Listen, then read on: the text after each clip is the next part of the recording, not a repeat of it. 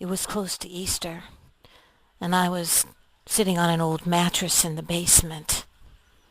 The lights were all out and no power, and I was talking to my husband on the cell phone, a piece of old foam on top of me, screaming, "Oh God, oh God, oh God, oh God, oh God, oh God," as the squealing of a funnel was outside. And the horrible part was not knowing what was going on, as the thumps and the crashes of all the branches and debris that were crashing into the house outside. But it wasn't near as bad as my neighbor in back, whose trailer went inside out, and his old dog, connected to the trailer, somehow miraculously survived. I wanted to be able to show some of the slides so people could see that this isn't just a weather forecast. These are our experiences.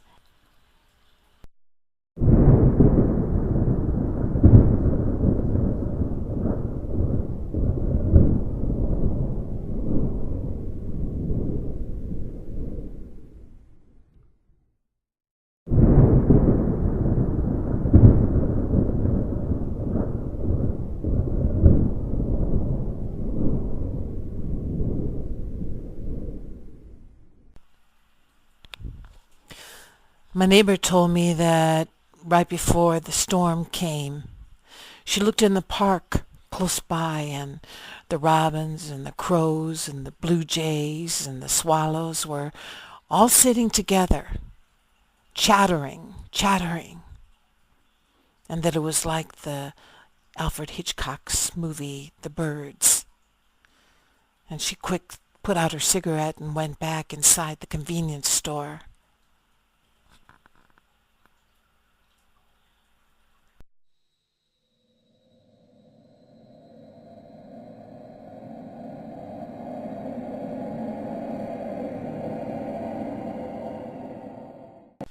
The next day, a friend and I walked around taking pictures and noticed that a huge tanker truck that had been anchored into the ground had been dragged at least a half a foot. You could see a little square dance track of it right into the dirt etched.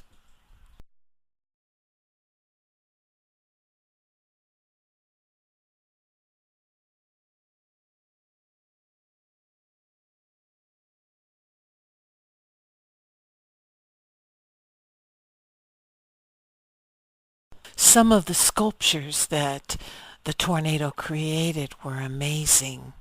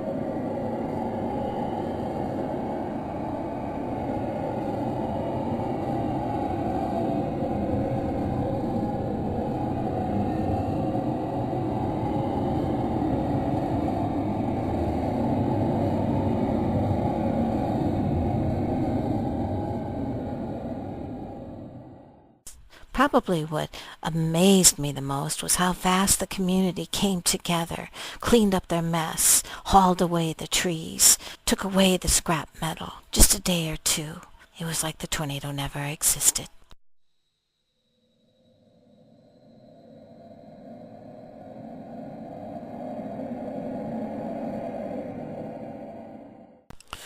Rumor has it that the town plumber whose next door neighbor's camper RV was in his tree when he woke up, gave him a call and said, "Going camping this weekend?" I guess it wasn't well accepted.